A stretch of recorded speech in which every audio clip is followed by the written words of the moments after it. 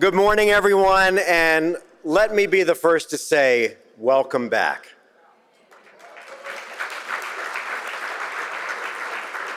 Thank you all for being here. On behalf of all of us at 12 News and St. Vincent de Paul, we have so much appreciation and gratitude that you all are here for this year's Restoring Hope Breakfast. We're honored that you've taken the time from your busy schedules to be with us. We have an exciting, inspiring program for you today. But more than anything, it's that we're together. We're not watching this on a computer. We're all sitting here and enjoying each other's company. Thank you for your generosity that's yet to come. I think the fact that we have 1,000 people in this room this morning, 1,000 of you, I think it's a testament to your goodness and your generosity, your compassion, and your desire to help your neighbor. I want you to think for a second how much we've all been through for the last 3 years. A pandemic, a country and a populace that can't seem to find a lot of common ground. And yet, here we are, Republicans and Democrats sitting together at the same table.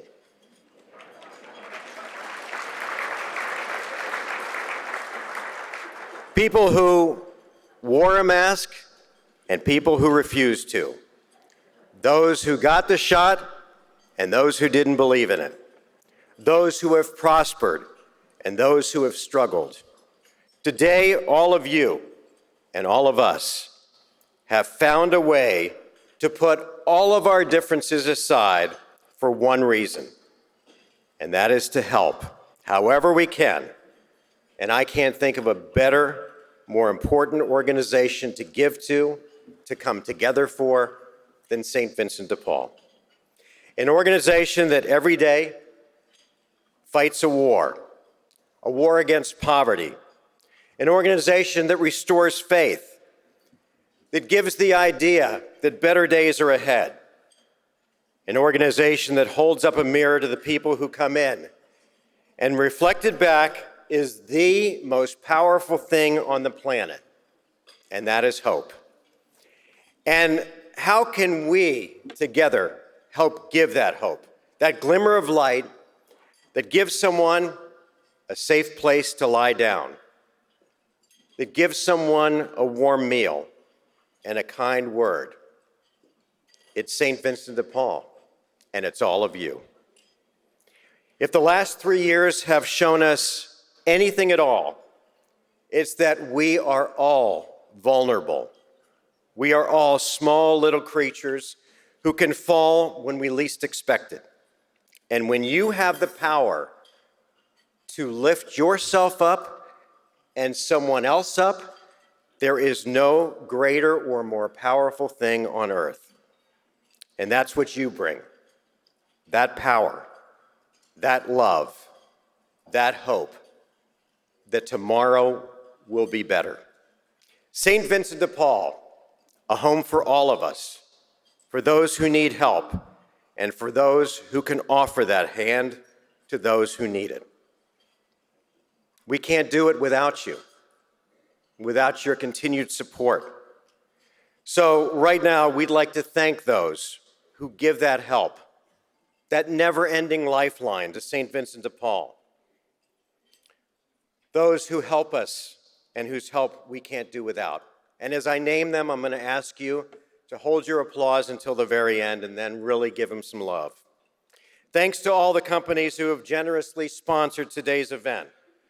They, along with our corporate partners, are listed in your program. Special thanks to all of the public officials who have joined us this morning, including Scottsdale Mayor David Ortega, Mesa Vice Mayor Jen Duff, Mexican Consul Jorge Mendoza Yescas, and all the others who have joined us here today. We thank you for your service.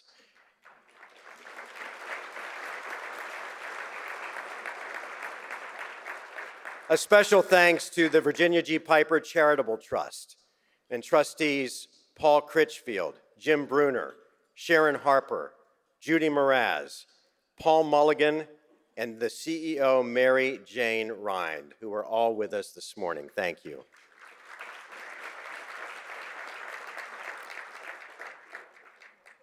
To our partners from Creighton University Health Sciences and our partners from Watts College at ASU. Thank you. To the Vinnie's Advisory Board and our rising leaders, Dean and Sandy Bakke, Tom and Jan Lewis, Lisa O'Brien, Dodie Petrie, Dewey Shawty, Dr. Merrill and Ava Stromer, my buddy Jimmy Walker, and Jerry Wissink.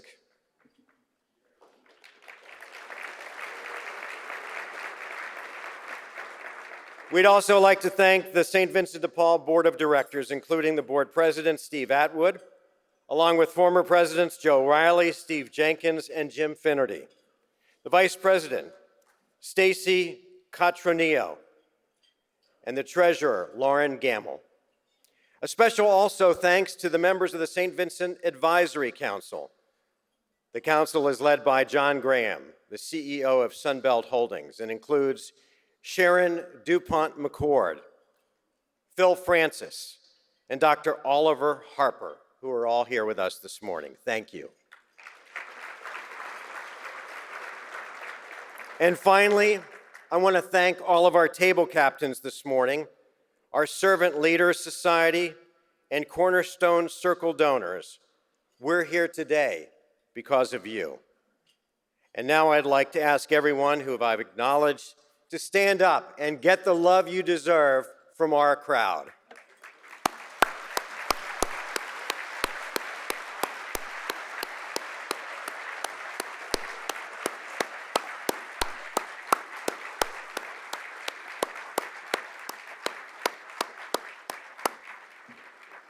Thank you, thank you, thank you. And now I'd like to introduce someone who's made Phoenix his new home over the summer, the Bishop of Phoenix, the Most Reverend John Dolan, who will now offer our invocation.